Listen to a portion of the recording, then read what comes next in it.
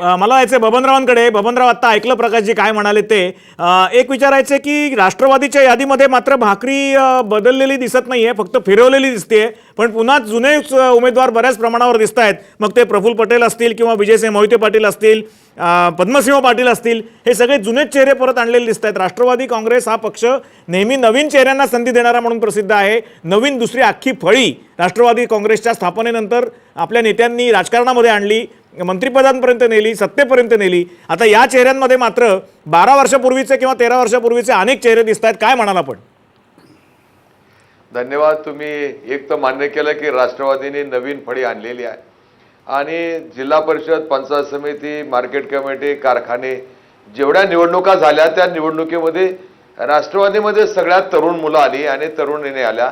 विशेषतः राष्ट्रवादीने युवती काँग्रेस हे पहिल्या वेळेस सुरू केलं, युवकांना संधी दिली.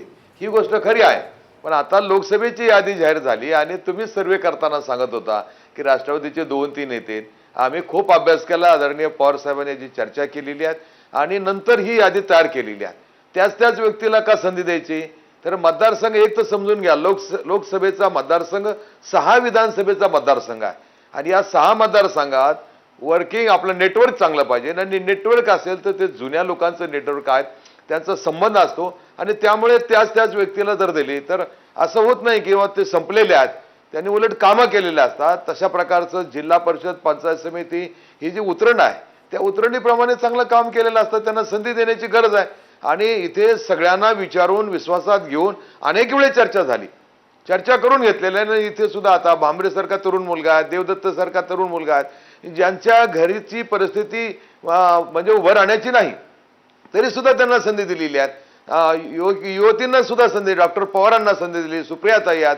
म्हणजे सर्व समावेशक अशी यादी आणि त्या मतदारसंघामध्ये कार्यकर्त्यांना बसून बंडखोरी होणार नाही. आणि परत तुम्ही विचारलं की त्याच नेत्यांना का दिले जाते किंवा त्यांच्याच घरच्यांना, एक मात्र खरं आहे की डॉक्टरच्या मुलाने डॉक्टर झाले तुमची तक्रार नाही, वकिलाचा मुलगा वकील झाला, कारखानदाराचा मुलगा कारखानदार झाला त्याची तक्रार नाही, फक्त पुढाऱ्याचा मुलगा पुढारी झाला की तुमची तक्रार आहे. आणि त्याच्या घरात जर जन्मापासून असेल, संबंध असेल, लोकांची कामं केलेली असतील, सामाजिक दृष्टिकोनातून तो करत असेल तर त्याची मागणी केली तर चूक आहे, याच्यामध्ये चूक आहे. म्हणून आपण जे टोचताय ते इतर ठिकाणी का पाहत नाहीत? इथे बघा ना. म्हणून या राष्ट्रवादी काँग्रेसने आता 4च आमचे उमेदवार जाहीर करायचे राहिलेत. सगळ्यांची परत चर्चा करू आणि तेही जाहीर करू, पण उत्तम प्रकारचं काम, संपर्क त्या भागामध्ये त्याची तशा प्रकारची काय परिस्थिती आहे, प्रामाणिकपणे काम करणाऱ्या माणसाला संधी दिलेली आहेत. आणि आता ज्येष्ठ मंडळींना ज्येष्ठ हाऊसमध्ये पाठवायचं कुठेतरी ठरलेलं आहे. दोन्ही मेळ घातलेले आहेत, तरुण आहेत आणि ज्येष्ठ आहेत, अनुभवी आहेत आणि आता नवीन आहेत. अशा प्रकारची सर्व समावेशक यादी आम्ही जाहीर केलेली आहे आणि त्या यादीमध्ये मला वाटतं खूप चांगलं इलेक्टिव्ह मेरिट सुद्धा आम्ही पाहिलेलं आहे. त्यामुळे आदरणीय पवार साहेब, अजितदादा, पक्षाचे अध्यक्ष यांनी हे काम केलेलं आहे आणि आता बघू द्या ना, सगळ्यांच्या याद्या आल्यानंतर त्या लक्षात येईल तुमचं शिवसेनेने काय केलेलं आहे, बीजेपी काय करतायत, नंतर आपण चर्चा करू. ठीक आहे बबनराव, माझा प्रश्न असा आहे की एक 6-7 महिन्यापूर्वी किंवा वर्षभरापूर्वी शरद पवार साहेबांनी असं सांगितलेलं होतं की राज्यातल्या अनेक मंत्र्यांनी आता केंद्रात जायला पाहिजे, त्यांनी लोकसभा निवडणुका लढवायची तयारी ठेवावी आणि मग त्यातनं फक्त छगन भुजबळांनाच बाजूला केलं आणि जयंतराव असतील, RR पाटील असतील, असे जे तरुण आहेत किंवा धडाडीचे तुमचे जे काही तुम्ही म्हणतात ते आहात, त्या सर्व मंडळींना इथेच ठेवण्याच्या ऐवजी त्यांना जर दिल्लीला पाठवलं असतं तर त्यांचा राजकीय कॅनव्हास त्यांना मोठा पाहायला मिळाला असता, असं नाही का वाटत? साबळे साहेब, आपण सांगता ते बरोबर आहे, तशा प्रकारचा प्रयत्न झाला, पण त्या ठिकाणच्या मतदारसंघाची चर्चा करावी लागते. इथे भुजबळ साहेबांच्या तिथे भुजबळ साहेबच होते, परत त्यांना तिथे छोट्याला द्यायचं मोठं द्यायची चर्चा झाली, लोकांनी सांगितलं भुजबळ साहेबांना द्या. अशाच प्रकारे डॉक्टर पद्मसिंह पाटलांना त्यांनी मागणी केली, दुसरं कोणी देण्यापेक्षा आता आपल्याला निवडणुकीमध्ये निवडून येणं महत्वाचं आहे, इलेक्टिव्ह मेरिट पाहिलेलं आहे म्हणून तिथे दिलेले आहेत आणि मागणी केली तशा प्रकारचं मंत्र्यांनी होकार दिलेले आहेत. आणखी बीड शिल्लक आहेत, हातकणंगले शिल्लक आहेत, परत आमचं पिंपरी चिंचवड शिल्लक आहेत, मावळ पिंपरी चिंचवड शिल्लक आहे. यामध्ये काय आपल्याला यायचंय 2-3 मुद्द्यांकडे. मी जातो आता अवधूत वाघांकडे, भाजपचे प्रवक्ते आहेत. मला त्यांना विचारायचं आहे की तुमच्या यादीमध्ये काही नावं अपेक्षित असली तरी नवीन दिसत आहेत आणि पण दिलीप गांधींसारखी काही नावं जुनीही दिसत आहेत. तर काय या यादीबद्दलचं एकूण मत असं आहे की हे एक वेगळ्या प्रकारचं मिक्सचर आहे हे किरीट सोमय्या आहेत, त्याच्यानंतर दिलीप गांधी आहेत, रावसाहेब दानवे आहेत. या सगळ्या मिक्सचर एक वेगळ्या प्रकारचं दिसतंय. नितीन गडकरी सुद्धा आहेत, मुंडे साहेब आहेत. ही नावं सगळी अपेक्षित होती, पण याच्यामध्ये नवीन काय प्रकारचा प्रयत्न केला गेला भाजपच्या यादीमध्ये असं आपल्याला वाटतं? नाही, सर्वप्रथम या चर्चेला सुरुवात करत असताना मला एक सांगायचं आहे की भारतीय जनता पक्ष चेहरा बघून तिकीट देत नाही, तर त्या माणसाचं काम बघून तिकीट देते. आजच्या या चर्चेचा जो विषय आहे की तेच चेहरे पुन्हा का, नवीन लोकांना संधी का नाही, तर राजकारणामध्ये 3 टप्प्यावर इलेक्शन्स आणि लोकशाहीची प्रक्रिया राबविली जाते. पंचायत समिती असो, जिल्हा परिषदा असोत, नगरपालिका, नगरपरिषदा असोत, ग्रामपंचायती असोत, त्यानंतर येते विधानसभा आणि त्यानंतर येते लोकसभा. त्यामुळे प्रत्येकाला वेगवेगळ्या टप्प्यावर वेगवेगळ्या संध्या मिळत असतात. तरुणांना ज्यावेळी ग्रामपंचायत आणि कॉर्पोरेशन्समध्ये संधी जास्त मिळाली पाहिजे या मताशी कोणी डिफर होऊ शकत नाही. आणि त्यानंतरचा त्या अनुभवाचा फायदा घेऊन विधानसभा आणि त्यानंतर लोकसभा अशी एक साधारण स्टेज असते. शेवटी राजकारण म्हणजे काही स्प्रिंट रेस नाही आहे की जिकडे 18 वर्षाचा माणूस 80 वर्षाच्या वृद्धाला डेफिनेटली हरवू शकतो. राजकारण हे त्याच्या पलीकडे आहे. ते फिजिकल स्ट्रेंथवर अवलंबून नसतं, परंतु ती राजकीय एक बैठक पक्की झाल्यानंतर तो मनुष्य अधिक चांगल्या प्रकारे काम करू शकतो. अशा प्रकारचं मतं घेऊन लोक पुढे जातात. आज जर तुम्ही पाहिलं तर भारतीय जनता पक्षाच्या 26 जागांपैकी आज आम्ही महाराष्ट्रातल्या 18 लोकांची नावं जाहीर केलेली आहेत. या आमच्या जे 9 खासदार आहेत त्यात आदरणीय प्रतापराव सोनवणे ज्यांच्या प्रकृती अस्वास्थामुळे त्यांनी स्वतःच नाही म्हटलं, उरलेल्या 8ही जणांना आम्ही पुन्हा उमेदवारी दिली आहे. या 8च्या 8 जणांचा परफॉर्मन्स चांगला आहे. त्यांच्याबरोबर त्यांच्या जिल्ह्यामध्ये, त्यांच्या मतदारसंघामध्ये कुठेही वाद नाही. आणि मला अतिशय सांगायला आनंद वाटतो की महाराष्ट्रातून ह्या 8च्या 8 जणांची नावं एकमताने गेलेली, त्याच्यामध्ये कुठेही विरोध झालेला नाही आहे. म्हणून भारतीय जनता पक्षाची यादी झाल्यानंतर सुद्धा कुठे कुरबुरी आल्या नाही आहेत. त्यानंतर जर तुम्ही पाहिलं तर 3 आमदारांना, MLAजना आम्ही यावेळी लोकसभेसाठी संधी दिलेली आहे. आणखीन संजय काका सारखा एक दुसऱ्या म्हणजे अपक्ष MLC आमच्या पक्षामध्ये आल्यानंतर त्यांना पण आम्ही संधी दिली आहे. म्हणजे राज्याच्या राजकारणामध्ये काम करणाऱ्या 4 आमदारांना आम्ही राष्ट्रीय स्तरावर आणण्यासाठी आम्ही संधी दिलेली आहे. त्याचबरोबर तुम्ही बघा की एक कॅन्सर स्पेशालिस्ट डॉक्टर आहेत, त्यांना आम्ही धुळ्यामधनं संधी दिलेली आहे. प्रतापराव सोनवणेंच्या इकडं त्यांना काही बॅकग्राऊंड नाही आहे, म्हणजे राजकीय बॅकग्राऊंड नसली तरी एक सामाजिक बॅकग्राऊंड, एक अतिशय चांगला माणूस, उमदा माणूस म्हणून त्यांना धुळ्यामधनं संधी दिलेली आहे.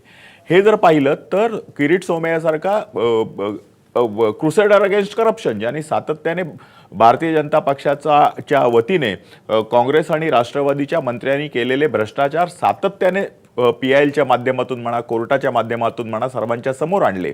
तर अशा एका, कारण ते फक्त 2942 मतांनी गेल्यावेळी हरले होते, फक्त छोट्या मतांनी हरले होते. ते गेली 5 वर्ष काम करत होते की नाही? करत होते. त्यांनी मेहनत केली की नाही? करत होते. लोकांमध्ये होते की नाही? होते. मग असा माणूस बदलायचा आणि नवीन चेहरा आणायचा म्हणजे नेमकं काय करायचं? तर नवीन चेहऱ्यांना वेगवेगळ्या स्तरावर प्रत्येक पक्ष संधी देतच असतो.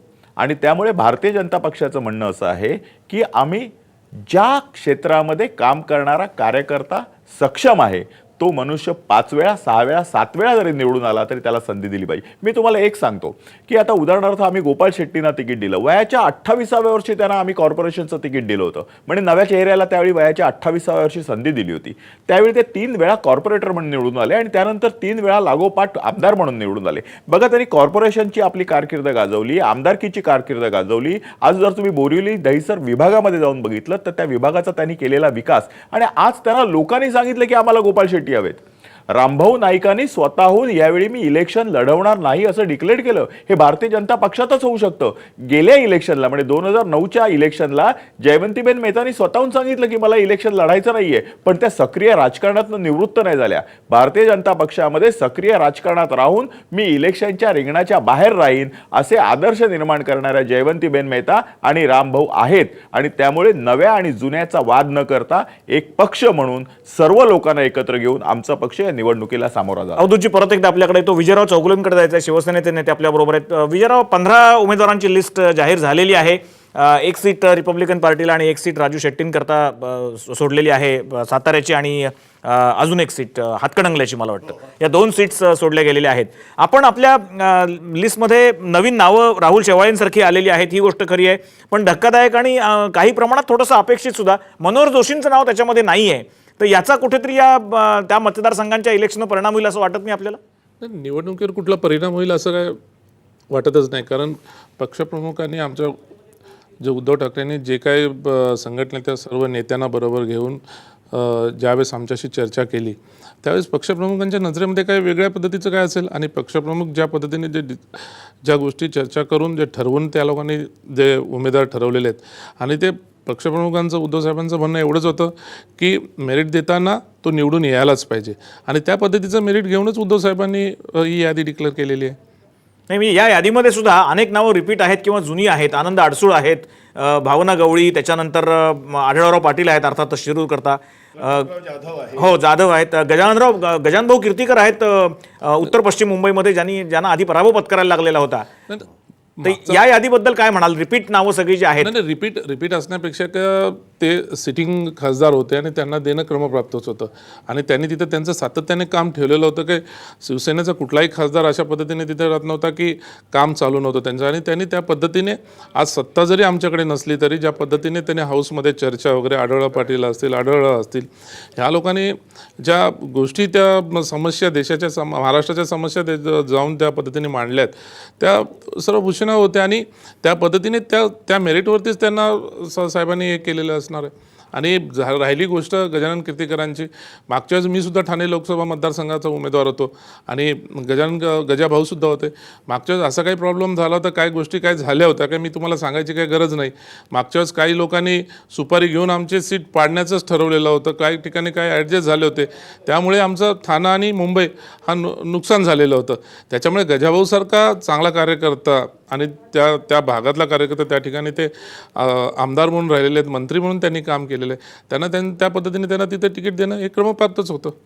ठीक आहे, मला असं वाटतं इतरही अनेक मुद्दे आहेत त्या मतदारसंघांच्या विषयी आपल्याला बोलायचे, तिथले ज्येष्ठ उमेदवार त्यांच्याविषयी असलेले त्या भागातलं कार्य आणि त्याची पार्श्वभूमी आणि आत्ताचा काही वर्षांनंतर पडलेला फरक याविषयी आपल्याला बोलायचं आहे. पण त्याच्या आधी आपण घेऊयात एक छोटीशी विश्रांती आणि परत ही चर्चा पुढे सुरू ठेवूयात. छोटी विश्रांती.